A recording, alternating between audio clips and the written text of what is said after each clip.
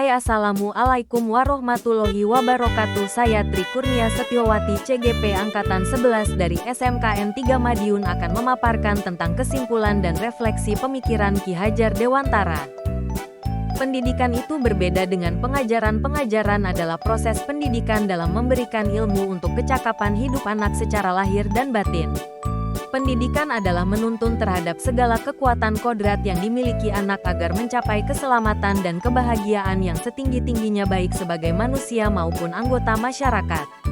Dasar pemikiran Ki Hajar Dewantara menuntun, yaitu ing ngarso sumpulodo, di depan memberi contoh ing madya mangun karso, di tengah membangkitkan atau membangun kemauan tutwuri handayani, di belakang menyokong kekuatan.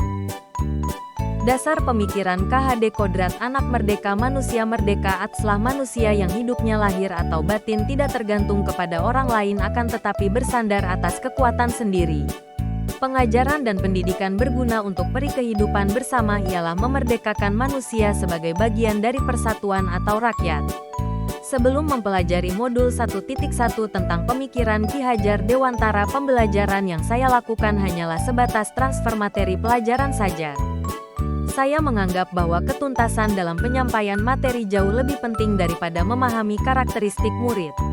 Biasanya saya hanya melihat nilai murid hanya dari aspek kognitif saja.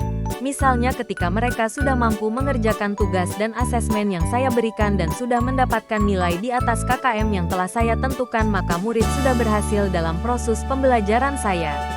Selain itu, seringkali saya beranggapan bahwa murid hanya sebagai objek pembelajaran sehingga pembelajaran saya hanya terpusat pada guru atau menggunakan metode teacher-centered learning yang monoton karena belum menggunakan metode pengajaran yang bervariatif dan student-centered learning.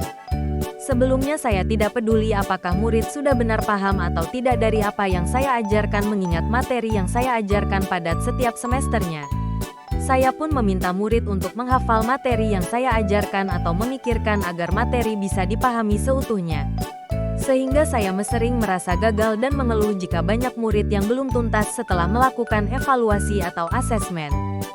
Namun setelah mempelajari modul 1.1 ini tentang pemikiran Ki Hajar Dewantara, saya menyadari bahwa apa yang saya pikirkan dan saya lakukan selama ini seharusnya saya melakukan proses pembelajaran secara menyeluruh. Bukan aspek kognitif saja tetapi juga afektif, psikomotorik, spiritual, sosial dan budaya. Murid bukan sebagai objek pembelajaran melainkan subjek pembelajaran, artinya murid memiliki kebebasan untuk berekspresi, mengemukakan pendapat dan berkreasi sesuai dengan metode atau model pembelajaran dan media yang tepat.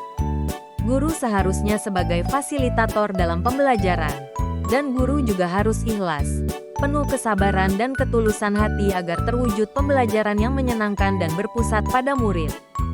Guru harus mempelajari karakteristik murid. Setiap murid dilahirkan dengan kelebihan dan kekurangannya masing-masing.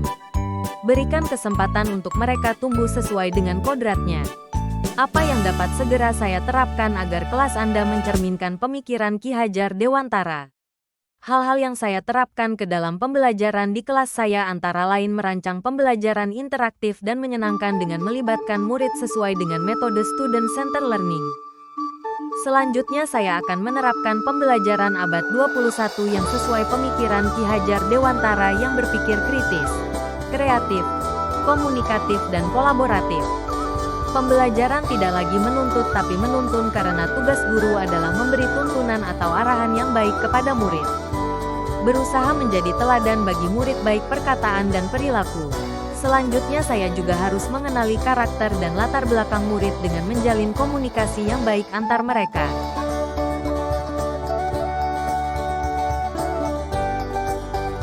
Semoga video ini menginspirasi bagi Bapak Ibu guru hebat. Wassalamualaikum warahmatullahi wabarakatuh.